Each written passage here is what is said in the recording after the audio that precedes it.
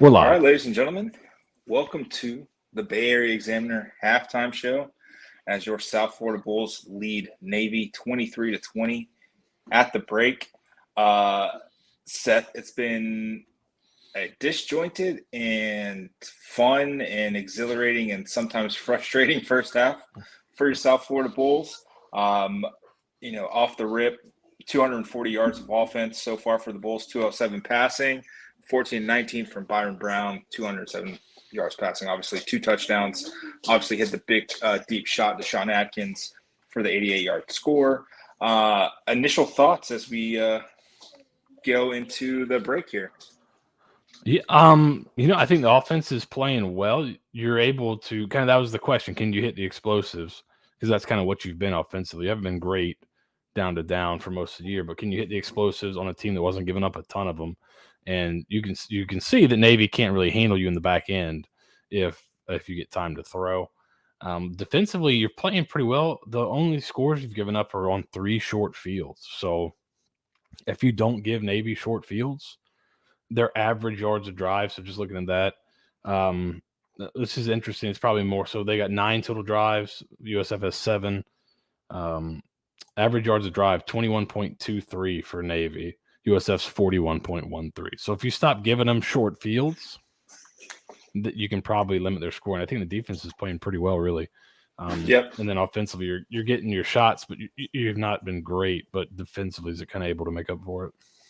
To that point, every single time Navy has started in their own territory, they've either punted or turned it over on downs. Starting with that at first initial drive, nice 3 and out by the Bulls, and then the Sean Atkins muff punt.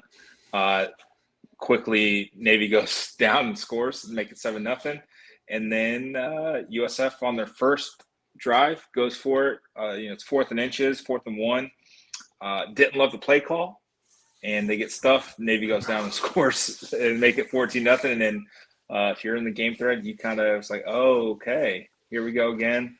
But Alex Golish kind of talked about the response from these guys, especially last week after basically the 2-play 14-point swing that happened at Rice. The offense went back down and scored last week. They did that again this week after Navy went up 14-7.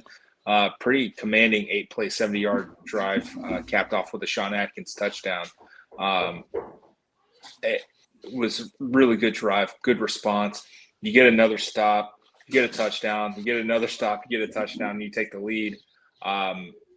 That's complimentary football, as the coaching staff would say. Yeah, and you could even see it on like you give up a touchdown and then you score on their extra point. Like it's even just down to that small sample size right there. But yeah, good response to adversity. And you can kind of see what Golish's plan is early by going for that 4th down, like play call notwithstanding. He was really, I think he's really concerned that he's not going to get the ball enough. So he want to make sure when he has the ball, if he's got 1 yard, he's going to try to extend the drive. But I think you're in a pretty good spot right now. If this turns into a track meet, you definitely have the advantage. Navy just does not seem to have it to be able to go down. If you make them go all the way down the field bit by bit, they've had some penalties. They're not able to throw the ball real well. So anytime they go away from the triple option, it's kind of a win for you. So that's kind of that would be, we got a question. Right. What's the message? What's the message at halftime? I think it's just don't, you kind of gave them, I think if you're the coach, you're probably saying we gave them their points by giving them those short fields. If we don't do that, we're just fine. So, I think that's probably the message. What do you see it any different? Yeah, I agree. You kind of mentioned them going away from the triple has been helpful for the Bulls. I think they need to be a little bit more gap sound and triple sound. They've been gashed a few times. There were a couple plays, especially I think it was on the first or second touchdown drive for Navy, where half the team didn't know who had the ball, and it was a very good play design from Navy to get down close to the goal line on that. It was they've done some really cool stuff, and like I said in the chat, I love the triple option. Like it is by far like the most fun offense that I have. Quite frankly, like I just love watching the triple, especially when it's run effectively. And Navy and fits and stops and spurts today have run it pretty effectively. So yeah, I think just being gap. if you're Navy, just going back and kind of look at the numbers, you're actually, when you aren't behind the chains, like so, in these third and long situations or penalty second and long situations, you've got. I mean, here's like their leading rushers. You've got one guy averaging 8 yards a carry on 3 carries. You got one guy averaging 4.5 yards, another guy averaging 5.1 yards, another guy averaging 7.29 yards. So like all on 3 or more carries. So you're able to run the ball, and they've actually had. I had it appear on standard downs, like so not like long passing downs. They actually have a 44% success rate, which is pretty good. But that's not if they get behind the sticks, you can really turn them. You can really kind of give them some issues. They have a 10% success rate, one successful play on passing down. So, I mean, I think that's the key. Try to get them into third and longs. And then they'll have some issues. So I think that's also like if you can take this first drive and go down and score, right?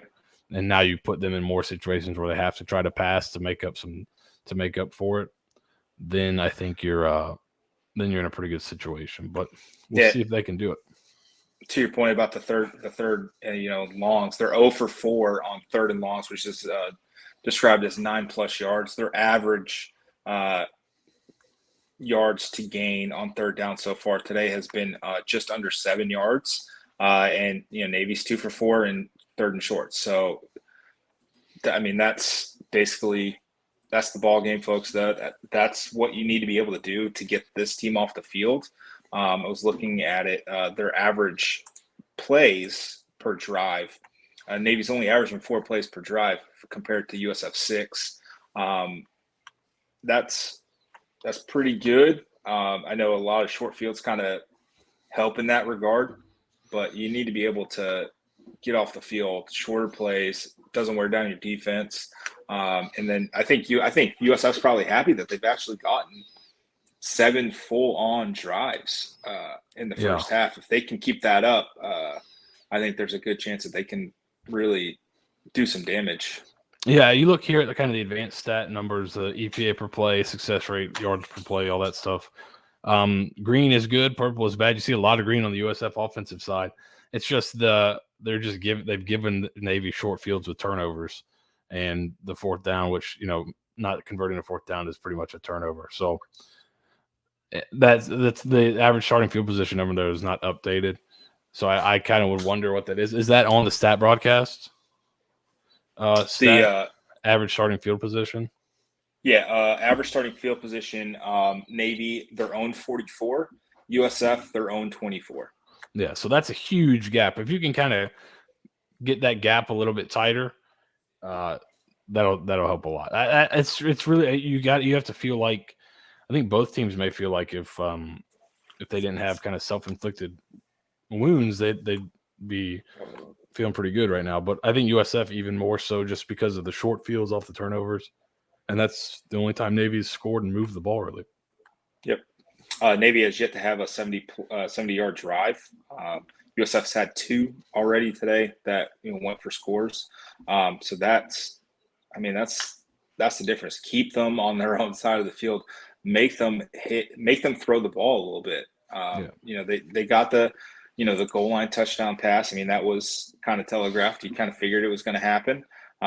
So you live with that. I think one of the perks or one of the positive sides, only 1 penalty for USF so far. They've been nagged by, I think they're the 3rd most penalized team in the country. So only having 1, and it was on a punt return, peel back block. Yeah. That was really good to kind of see, keep that momentum, keep playing disciplined, especially against this Navy offense who, if you're not disciplined, you will get gashed, and you'll get gashed often. So that's been good to see. Kelly Joyner getting some run at running back, as you mentioned in the chat. Yeah, that was interesting. Like to see more of that. Seemed like he had a nice. They were showing a replay or something, so we missed most of it. But it looked like he had a nice run on a second down and got you into kind of a third and manageable. And then that was when you had the fumble. But yeah, we kind of talked about it last week. Is he only had a couple reps at the slot, so is it time to get him back in the running back room? And looks like that might have happened. I guess the coaching staff watches the show. They're members of the Patreon, like you should be if you're not already. Exactly. So if you're watching on a member of the Patreon, join up. We got a lot of good stuff in there. You have access to the Discord, which we've got a live game thread going in there that's like a roller coaster, up and down. I mean, you may have to consult a traffic attorney due to whiplash afterwards, but it's pretty fun. Yeah, it's I would consider it a little bit less toxic than what's been on Twitter over the last couple of years.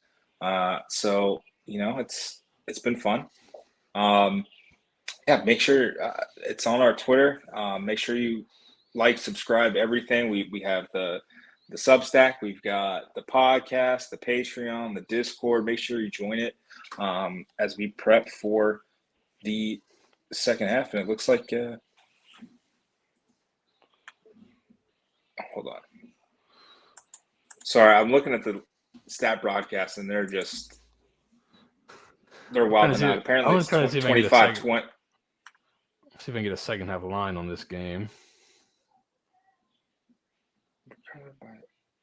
All right, so they've got a live line on the game is USF minus 2.5. So the 3-point lead. I think the stays pretty close there. Let's see. According to this win probability chart, USF's at 68% right now. And I'll take it.